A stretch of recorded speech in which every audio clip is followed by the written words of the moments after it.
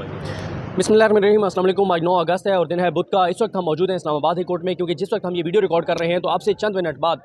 इमरान खान की जो सज़ा है तोशाखाना केस में, उस पर अपील जो है उसकी समाअत है। दो जजेस जो है वो इस अपील पर जो है वो समाअत करेंगे, chief justice Islamabad high court justice Aamir Farooq साहब और तारिक महमूद जहांगीरी साहब। लेकिन हम तो आज इसलिए भी हाई कोर्ट में थे, आपको इस वीडियो के बाद बताएंगे कि आज जो इमरान खान साहब को सहूलियात जेल में देने के हवाले से, बुशरा बीबी की मुलाकात के हवाले से क्या कुछ हुआ, इस पर वैसे मैंने साकिब बशीर साहब के साथ भी वीडियो किया, वो तो लग चुकी होगी, लेकिन इस पर तफसील से बात करेंगे। लेकिन इस दौरान जब हम इस्लामाबाद हाई कोर्ट में थे तो जब हम कमरा अदालत से निकले तो हमें एक ख़बर पढ़ने को मिली, और वो ख़बर थी मुझे तो जुल्करनैन साहब ने भेजी थी कि आज इमरान खान साहब का जो केस था, जो अब्दुल रज़ाक शर जो वकील कत्ल हुए, उनके बेटे ने जो इमरान खान पर FIR करवाई, उस हवाले से सुप्रीम कोर्ट ऑफ पाकिस्तान में जो है वो केस था। बल्कि पहले हम इस केस का बैकग्राउंड जो है वो थोड़ा सा 1 मिनट के लिए सुहेल रशीद साहब से सुन लेते हैं, और उसके बाद हम जुल्करनैन साहब की तरफ आएंगे कि इस मामले में आज कमरा अदालत के अंदर लड़ाई हुई है। अमानुल्लाह कररानी ने बदतमीज़ी की है, बदतहजीबी की है, बदमाशी की है 2 जजेस के साथ, वो क्या मामला हुआ वो हम जुल्करनैन साहब से पूछेंगे। लेकिन पहले हम सुहेल रशीद साहब से पूछ लेते हैं, हमारे व्यूअर्स को थोड़ा सा बैकग्राउंड बता दें कि आज इस केस में होना क्या था। देखें सदीक भाई, ये इसमें केस ये है कि वकील जो कत्ल हुए थे अब्दुल रज़ाक शर साहब कोयटा में, उनके कत्ल की केस में FIR जो थी उसमें नामजद किया गया था चेयरमैन PTI इमरान खान साहब को, और उस नामजदगी को उन्होंने चैलेंज कर रखा है। पहले ये मामला बलूचिस्तान हाई कोर्ट से भी होता हुआ यहाँ तक पहुँचा है, सुप्रीम कोर्ट में ये प्रॉपर फिक्स था, और इस पर इससे पहले 2-3 समातें हो चुकी हैं जिसमें इमरान खान साहब को ज़ाती हैसियत में भी तलब किया गया था। और आज इम्कान ये लग रहा था कि केस के मेरिट्स डिस्कस होंगे और उसके ऊपर कोई ना कोई ऐसा फैसला आ जाएगा, और ये एक किस्म का आप कह सकते हैं कि प्रीएम्प्ट किया जा रहा था कि शायद इस केस की आता कि इमरान खान साहब को एक रिलीफ मिल जाएगा, या कुछ डायरेक्शन आ जाएंगे कि जो JIT है उसमें शामिल तफ्तीश हो जाएँ या कुछ इस तरह की बात, लेकिन रिलीफ मिलने का इम्कान था। हुआ लेकिन यह है कि मेरिट्स पे केस गया ही नहीं आज। जो मुद्दई मुकदमा है, उनके वकील अमानुल्लाह कररानी साहब, उन्होंने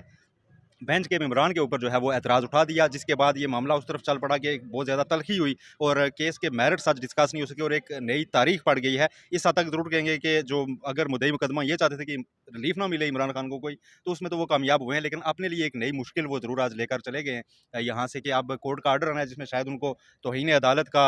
भी सामना करना पड़ सकता है, क्योंकि 2 जो मेम्बरान थे बेंच के, उन्होंने कैटेगोरिकली डिनाई कर दिया उनको माफ़ी देने से किसी किस्म की भी, और कोर्ट ने अब कहा है कि हम एक ऑर्डर जो है वो इस पर पास करेंगे। ये आज की एक कार्रवाई थी जिसमें जो सारा मामला ट्रिगर कैसे हुआ ये आपको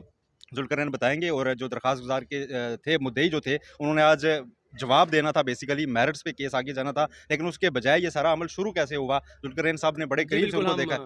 जुल्करनैन साहब ये बताएं कि कमरा अदालत का माहौल क्या था, ये लड़ाई शुरू कैसे हुई, हुआ क्या, पहले जजेस ने कुछ सख्त मार्क्स दिए या अमानुल्लाह कररानी साहब आपको क्या लगा तय करके आए हैं, हुआ क्या? कररानी साहब तय करके आए थे, क्योंकि उन्होंने कोर्ट रूम में आने से पहले अदील सरफराज जो हमारे एक साथी जर्नलिस्ट हैं, आजकल सुनो टीवी से वाबस्ता हैं, उनको बाहर ही कहा था कि आज देखना अंदर शुगर लगेगा, आज अंदर तमाशा लगेगा। वो प्री प्लान्ड आए थे, और वो जो बुक्स थी, 2 जो PLD 1998 फैसला था असद अली केस का, और एक और फैसला था, वो पहले से अपने साथ लेकर आए हुए थे। उन्होंने आती जब वो रोस्टम के ऊपर आए तो जस्टिस याहिया अफरीदी ने पूछा, सॉरी कतल कलामी की माजरत, ये बताएं कि ये वैसे तो हम दोबारा नाज़रीन को बताते हैं कि 3 रुकनी बेंच जस्टिस याहिया अफरीदी साहब इसकी सरबराही कर रहे हैं, उनके साथ मज़ाहिर अली अकबर नकवी साहब और अजहर हसन रिजवी साहब हैं, हसन अजहर रिजवी, सॉरी हसन अजहर रिजवी साहब। अच्छा ये बताएं कि आज जब केस कॉल हुआ, कौन सबसे पहले रोस्टम पर आया, बात कैसे शुरू हुई, पहले किसने, ये सारा ज़रा थोड़ा सा बताएं। वही मैं बता रहा था कि जब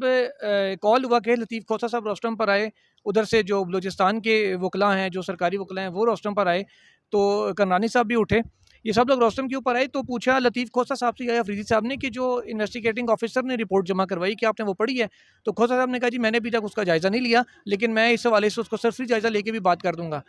फिर कररानी साहब भी आए, उन्होंने कहा कि जनाब ये जो मामला है इसको इस अंदाज में ना देखें, मेरिट के ऊपर केस को चलाएं, आज हम आए हैं। इस पर फिर कहा गया कि जी आप सब लोग बैठ जाए, पहले खोसा साहब से बात करते हैं, ज़ाहिर है क्योंकि पटिशनर है, पहला हक पटिशनर का होता है दलाल देने का। हाँ जी, इमरान खान के वकील हैं। उन्होंने भी बात अपनी शुरू करनी थी, कररानी साहब साइड पर जाके बैठ रहे थे, तो क्योंकि वो मुद्दई के वकील हैं, तो मुज़ाहिर नकवी साहब ने उनसे सवाल पूछा। उन्होंने कहा कि कररानी साहब आपने वाकई की FIR पढ़ी है? इस पर कररानी साहब की जानिब से कहा गया कि आप, मैं साइड पर जाके बैठ रहा था, अगर आप मुझे बुलाएंगे तो फिर मैं और भी बहुत कुछ कहूँगा, सिर्फ दलाइल नहीं दूंगा, मेरिट के ऊपर बात नहीं करूँगा और बहुत कुछ कहूँगा। उन्होंने कहा कहीं आप क्या कहना चाहते हैं? उनके गालिबन माइंड में था ये शायद कोई दरखास्त और देना चाह रहे हैं, कोई और बात करना चाह रहे हैं। कररानी साहब ने कहा कि जनाब ये एक फ़ैसला है 10 जजों का, जिसमें कहा गया था कि जी चीफ जस्टिस बेंच बनाने का है या नहीं, उस फैसले के तहत आप लोग नहीं केस सुन सकते। तो नकवी साहब ने कहा कैसे? उन्होंने कहा जी आपने तो सो मोटो लेने के लिए चीफ जस्टिस को ख़त लिखा था, फैसला दिया था बाकायदा कि इलेक्शन के केस में सोमोटो लिया जाए। साथ ही उन्होंने अपनी तोपों का रुख कर लिया हसन नज़र रिजवी साहब की जानिब, जो खामोश बैठे थे, बड़े हम्बल आदमी है वो। उनको उन्होंने कहा कि जनाब इनके खिलाफ भी सिंध हाई कोर्ट में केस चल रहा है।